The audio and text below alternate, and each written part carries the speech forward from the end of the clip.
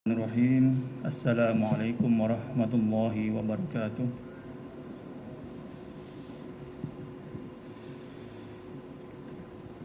Hadirin yang dirahmati Allah Subhanahu wa taala. Alhamdulillahi rabbil alamin wa bihi nasta'inu ala umuri dunya waddin. Wassalatu wassalamu ala asrafil anbiya'i wal mursalin wa ala alihi wa ashabihi wa man tabi'ahum bi ihsanin ila yaumiddin, amma ba'du. Jamaah salat zuhur yang dimuliakan Allah Subhanahu wa taala. Alhamdulillah, segala puji hanya untuk Allah atas segala rahmat, nikmat dan juga kesehatan yang telah dianugerahkan kepada kita sehingga dapat melaksanakan salat zuhur berjamaah. Salawat dan salam senantiasa kita sanjungkan kepada Nabi Muhammad sallallahu alaihi wasallam yang telah memberikan pencerahan kepada kita sehingga kita berada di dalam masa di mana kita bisa menikmati lautan ilmu, termasuk ilmu yang akan kita coba perdalami dari Syekh Ali As-Sabuni pada siang hari ini. Jamaah yang dimuliakan Allah, pada pertemuan sebelumnya kita telah bersama-sama membaca, mentadaburi bab tentang salat qashar. Bab yang menjelaskan tentang salat qashar ini akan kita lanjutkan. Beberapa di antaranya masih terkait dengan salat qashar. Namun dalam ayat yang kita baca ini juga terdapat penjelasan tentang salatul khaufi, salat dalam keadaan darurat atau dalam keadaan ketakutan. Al-latifatu tsalitsa, ruya anna an-nabiy sallallahu alaihi wasallam ghaza muharaban ma ashabihi fanazalu wadiyan wa la yarawna min al-aduwi ahadan fawada'a an-nasa aslihatahum wa kharaja Rasulullah sallallahu alaihi wasallam li hajatin lahu falamma qati'a taraful wadi basara bihi Ghawrath bin al-Harith. Dalam penjelasan kitab ini, Syekh Ali As-Sabuni menjelaskan tentang hikmah dibalik turunnya ayat mengenai salat khauf dan salat qashar. Antara lain diriwayatkan dari Nabi sallallahu alaihi wasallam ketika Rasulullah sallallahu alaihi wasallam bersama para sahabat melakukan peperangan bersama dengan sahabat-sahabatnya, lalu menuruni lembah, dan di sana Rasulullah beserta pasukannya tidak melihat satupun dari musuh yang selama ini mengincarnya. Lalu di saat seperti itu Rasul dan juga sahabat-sahabat meletakkan senjata, diletakkan di tanah atau di pepohonan. Lalu Rasulullah pergi ke suatu tempat yang terpencil untuk melakukan kebutuhan hajat, buang hajat. Dan tidak dinyana, rupanya saat itu ada seorang lelaki bernama Ghawrath bin al-Harith muncul dari bukit-bukit pegunungan. Fanhadara minal jabali wa ma'ahu sayf. Dan bersama orang itu, bersama Haris itu, Haris ini orang kafir. Jadi ketika menemukan Rasulullah itu, dia belum masuk Islam. Ketika melihat Rasulullah, dia keluar dari bukit-bukit dan bersama dia membawa pedang. Wa ma'ahu as-sayf, dia membawa pedang. falamma yas'uru bihi Rasulullah sallallahu alaihi wasallam illa huwa qa'imun ala ra'sihi yaqulu qatalani Allah in lam aqtuluka wa qad salla sayfuhu min ghamadihi faqala ya Muhammad man ya'simuka minni al-an. Ini ceritanya sudah populer di tengah-tengah kita, tetapi alhamdulillah kita menemukan kitabnya. Jadi Haris itu menodongkan pisaunya di leher Rasulullah seraya berkata, "Ya Muhammad, siapa yang bisa menolongmu saat ini?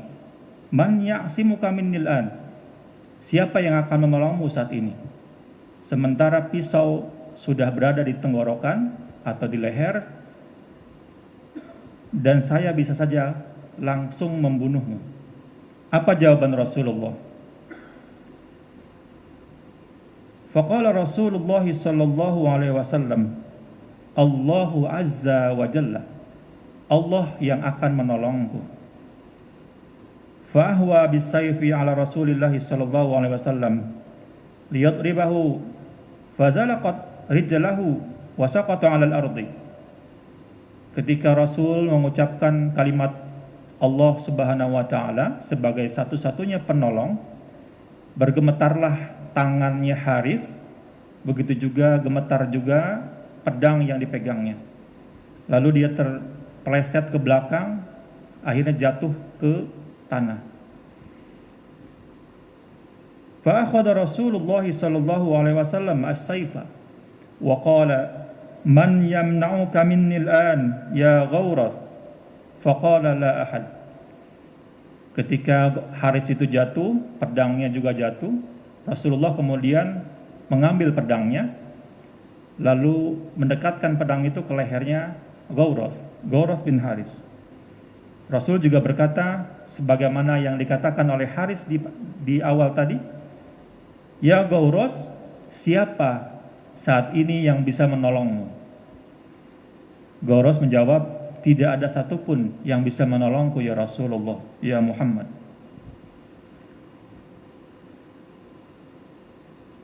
Saat itu Rasulullah Shallallahu Alaihi Wasallam hanya menggertak, jadi menodongkan pisaunya di lehernya Ghawrath. Lalu tiba-tiba Rasulullah memaafkan. Fa'afa anhu Rasulu alaihi salam. Rasul memaafkan. Faraja'a ila muqawmihi faqassasa qissatahu fa'amana ba'du qawmihi wa dakhalu fil Islam. Jadi begitu Rasul menodongkan dan Ghawrath mengatakan tidak ada satupun yang bisa menolongku, Rasul kemudian menurunkan pedangnya dan memaafkan Ghawrath bin Haris, lalu menyuruhnya pulang kembali ke kaumnya. Setelah kembali ke kaumnya, Ghawrath bin Haris bercerita tentang kejadian tadi kepada teman-temannya. Atas cerita itu, sebagian dari teman-temannya kemudian masuk Islam. Wadakhalu fil Islam. Maka sebagian itu melakukan syahadat ataupun masuk Islam. Hikmah ini dalam tafsir Ali As-Sabuni disebutkan bahwa Rasulullah pada saat melakukan peperangan tetap melaksanakan sholat bersama dengan pasukannya yang disebut dengan sholatul khawfi. Dan dalam ayat yang membahas tentang sholatul khawf juga dibahas tentang sholatul qasri. Karena biasanya sholat khawf itu dilakukan dalam keadaan darurat, waktunya tidak cukup banyak, sehingga dilakukan juga sholat itu dengan secara qasar. Kemudian ada yang bertanya, dalam ayat Al-Quran yang tadi dibacakan ada kalimat fastaghfirillaha, wahai Muhammad, beristighfarlah engkau kepada Allah Subhanahu wa taala. Apakah itu berarti Nabi Muhammad melakukan dosa sehingga Allah memerintahkan Nabi Muhammad untuk beristighfar? Penjelasannya ada di pembahasan Al-Latifatus Sadisah. Umir Rasul sallallahu alaihi wasallam bil istighfari la yadullu ala wuqu'il ma'siyati minhu alaihi salam. Ketika Rasul diperintahkan untuk mengucapkan istighfar, itu tidak menandakan bahwa Rasulullah telah melakukan maksiat. Wa innama huwa li ziyadatu hasanatihi wa rufi'a maqamihi. Akan tetapi istighfar itu untuk meningkatkan kebaikannya dan juga untuk meninggikan derajatnya. Wa qala Qadhi Iyad, inna tasarrufal anbiya'i alaihimus salam bi umurin lam yuhinu anha wala umuran biha thumma utibu bisababiha innama hiya dhunubun bil idafati ilayya ala mansibihim. Ada sebuah kisah dalam risalah kitab tasawuf. Seorang sahabat bertanya kepada seorang sufi, ayyuma ahsan an astaghfira am astasbiha. Jadi orang peserta pengajian itu bertanya kepada gurunya, guru sufinya, wahai guru, manakah yang lebih baik untukku? Apakah beristighfar atau bertasbih? Ayyuma ahsan an astaghfira am astasbiha. Maka dijawablah oleh guru itu, an tastaghfira ahsan. Beristighfar itu lebih baik untukmu. Kalimat yang menerangkan tentang istighfar lebih baik untukmu itu bukan berarti kita dilarang mengucapkan tasbih. Akan tetapi guru tadi memberikan gambaran visualisasi. Beristighfar itu ibarat kita mencuci pakaian. Meskipun tidak kotor, tetapi kalau kita cuci dia akan kembali menjadi bersih.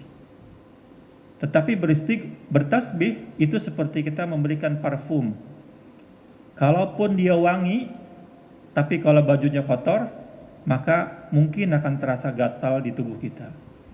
Jadi kedua-duanya baik, tapi dalam konteks pertanyaan kepada guru sufi tadi, jawaban yang relevannya adalah antastaghfiru ahsan. Jadi beristighfar lebih baik untuk kita, karena dengan beristighfar itu hati menjadi lebih tenang, lebih bersih. Dengan demikian insya Allah hatinya bersih, juga perkataannya juga menjadi lebih bersih. Namun ini tidak melarang untuk bertasbih kepada Allah Subhanahu wa taala. Tsumma yaliha, ada bab yang tadi sudah kita beberapa pertemuan yang lalu sudah kita ungkap secara sekilas, namun perlu penekanan pada keterangan al-masyaqqah. Kemarin kita sudah menjelaskan ada as-safar binisbatil masafah was-safaru binisbatil masyaqqah.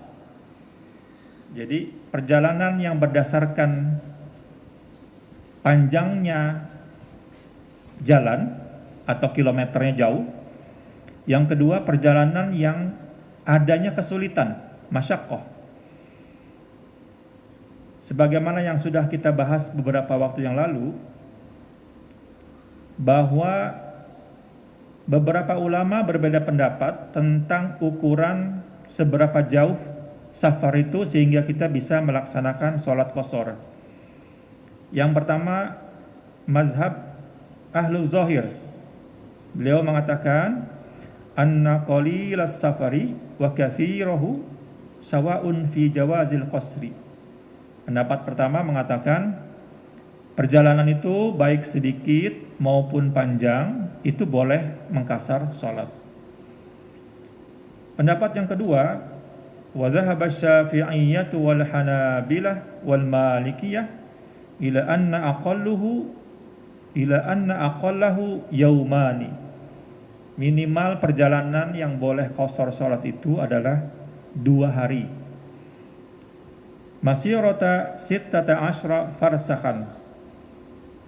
Kalau digunakan ukuran kilometer, berarti jarak tempuhnya adalah sekitar 16 farsakh, atau kalau dikilometerkan menjadi 72 km. Tapi dalam beberapa riwayat ada juga yang menyebutkan 80 sampai 85 km. Yang paling masyhur adalah yang 85 km karena dia jarak yang terjauh menurut Imam Syafi'i. Yang ketiga, pendapat Zahab wa Dhahab al-Hanafiyah, pendapat Imam Hanafi. Ila anna aqalla thalathati ayyam, minimal perjalanan itu harus 3 hari. Dan kalau diukur berdasarkan jarak tempuhnya itu sebanyak arba'ata wa ishrina farsahan, 24 farsah atau setara dengan 115 km perjalanannya. Ini pendapat Imam Abu Hanifah. Kemudian yang ketiga, yang keempat, pendapat Auza'i, Imam Al-Auza'i. Aqalluhu marhalatun yaum. Jadi yang paling minimal itu sehari atau semalam itu bisa melakukan sholatul qasar. Masiratuhu thamaniyata farsakh. Ini kalau Imam Auza'i lebih sedikit lagi jarak tempuhnya, yaitu 38 km. Waqad marrat hadhihi al-aqwal fi ayati shaumi ma'a al-adillati farji' ilaiha hunaka. Jadi pembahasan tentang berapa jarak tempuh yang sesuai yang dibolehkan untuk berbuka puasa, untuk sholat qasar, itu juga ada dalam pembahasan dibolehkannya safar yang berbuka puasa. Jadi boleh juga merujuk dalam penjelasan itu. Nah, ada satu penjelasan yang spesifik menjelaskan tentang masyaqqah, yaitu tentang sulitnya perjalanan.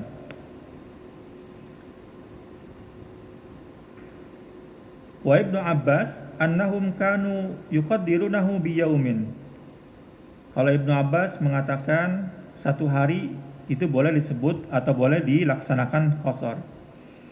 Wa Ibnu Mas'ud annahu kana yuqaddiruhu bi thalathati ayyam. Ibnu Mas'ud mengatakan minimal 3 hari baru boleh qasar salat. Ya'lamuhum bi anna safar kulla hurujin tukallafu lahu wa adrakat fihi al-masyaqqah. Tetapi dari beberapa pendapat ulama tadi, ada yang menyebutkan 1 hari, ada yang menyebutkan 2 hari, ada yang menyebutkan 3 hari, dan ada yang menyebutkan jarak tempuh berdasarkan kilometer. Itu semuanya as-safaru kulla hurujin tukallafu lahu wa adrakat fihi masyaqqah. Harus memenuhi unsur 2 hal. Yang pertama adanya kesulitan, adanya beban, tukallafu. Yang kedua adanya kesulitan untuk melaksanakan sholat secara normal, secara atau tepat pada waktunya, sesuai dengan waktu yang telah ditentukan. Jadi pada akhirnya memang ada ketentuan mengenai tingkat kesulitan perjalanan. Kalau di Jakarta sering kita temukan jarak tempuhnya hanya 20 km, tapi waktu tempuhnya nyampe 2 jam, nyampe 3 jam. Bagaimana kira-kira, apakah boleh sholat di pinggir jalan? Nanti ditabrak mobil, ditabrak motor malah lebih berbahaya. Nah, berdasarkan penjelasan di kitab ini, kalau ada kesulitan dalam safar, maka dibolehkan melakukan qasrus sholat atau sholat secara qasar. Kemudian yang terakhir, tata cara pelaksanaan sholat khauf. Nah, ini mungkin nggak tahu apakah masih ada yang melaksanakan sholat khauf. Khauf itu sholat yang ketakutan, tapi ketakutan bukan karena takut dengan musuh ya, tetapi keadaannya darurat. Tadi saya sudah konfirmasi bertanya kepada teman-teman di Kopassus yang bertugas, juga di teman-teman di kepolisian yang bertugas di perbatasan-perbatasan yang misalkan rawan konflik. Apakah praktek sholat teman-teman yang muslim di sana sholatnya dilakukan secara khauf atau normal begitu ya, bergantian gitu. Teman saya mengatakan Saat ini kita melaksanakan sholatnya tetap normal, tetapi bergantian. Jadi ada yang menjaga di pos, karena perimeternya juga cukup jauh. Sholatnya di di basis kekuatan militer. Jadi mungkin jarak di antara perimeter depan ke basis dalam itu cukup jauh, sehingga bisa sholat secara normal. Nah, dalam keadaan tertentu kita sering melihat ada juga di beberapa media sosial itu ada tentara kita, ada polisi kita yang sedang melaksanakan sholat khauf, dan itu memang di perbatasan yang tidak ada perimeternya, semuanya adalah hutan. Tata caranya beraneka ragam, beberapa ulama memberikan penjelasan yang cukup beragam, namun yang paling banyak digunakan adalah imam membagi kepada dua makmum. Jadi makmum pertama di shaf pertama setelah shaf imam, makmum yang kedua itu di shaf yang kedua. Nanti golongan makmum yang pertama di baris pertama itu sholat bersama dengan imam sampai selesai sujud. Lalu ketika berdiri dari sujud, golongan kelompok yang pertama tadi yang ada di baris pertama mundur ke belakang, lalu majulah kelompok yang kedua tadi yang berjaga-jaga maju ke depan untuk melaksanakan sholat bersama dengan imam. Nah, kenapa di ayat ini disatukan dengan sholatul qasri? Karena biasanya dalam keadaan seperti itu sholat khauf dilaksanakan secara qasar. Jadi sholat rakaat kedua bagi imam itu adalah rakaat yang terakhir. Tapi bagi makmum kelompok kedua itu rakaat pertama. Dan bagi makmum kelompok pertama mereka belum menyelesaikan rakaat yang keduanya karena masih standby berjaga-jaga dengan memegang senjata. Nanti ketika makmumnya sedang tahiyat akhir, beliau bersama-sama menunggu semua makmum selesai posisinya tahiyat akhir baru bisa salam. Jadi posisi salamnya adalah sama dengan posisi salam imam. Meskipun tadi prakteknya ada yang kelompok pertama duluan, nanti dia mundur ke belakang, kelompok kedua melanjutkan, dan kemudian bersama-sama mengakhiri sholatnya dengan imam. Kemudian Imam Ali As-Sabuni mengatakan, ma tursidu ilaihil ayat al-karimah. Apa yang bisa kita petik dari ayat tentang sholat qasar dan sholat khauf ini? Yang pertama, qasrus sholati fis safari wa fil khaufi ma'al imami wa ghairihi. Jadi sholat qasar itu ataupun sholat khauf itu dapat dilakukan bersama-sama dengan imam. Yang kedua, wujubul isti'dad wa akhdhul hiyatah wal hadri minal a'da. Ini dalam keadaan sholat khauf, maka wajib mempersiapkan segala sesuatunya. Meskipun sedang sholat, maka dia tetap dalam keadaan siaga. Yang ketiga, as-salatu laha awqat mahdudah fala yubahul ikhlalu biha. Sholat itu punya waktu yang telah ditentukan dan tidak boleh lewat dari waktu yang telah ditentukan. Sementara sholat qasar itu adalah ketentuan yang khusus digunakan ketika menemukan keadaan-keadaan tertentu. Dan yang terakhir, yang keempat, daruratus sabri wa adamul wahni wal juz'i min mujabahatil a'da. Diperlukannya kesabaran, kemudian juga menghilangkan ego pada saat kita berada di perbatasan yang penuh dengan musuh, rentan dengan lawan, maka sholat khauf itu juga harus dilaksanakan dengan penuh kesabaran dan juga tidak boleh ada pendendaman kepada musuh yang sedang dihadapinya. Demikian penjelasan bab tentang sholatul khaufi wa sholatul qasri. Mudah-mudahan kita bisa mendapatkan manfaat dari membaca kitab Tafsir Ayat Ahkam karangan Syekh Ali As-Sabuni ini, dan semoga kita menjadi orang-orang yang mendapatkan ilmu dan mengamalkan ilmu sebagaimana yang disampaikan ini. Amin ya rabbal alamin. Mari kita tutup dengan membaca Alhamdulillahirabbil alamin. Assalamualaikum warahmatullahi wabarakatuh.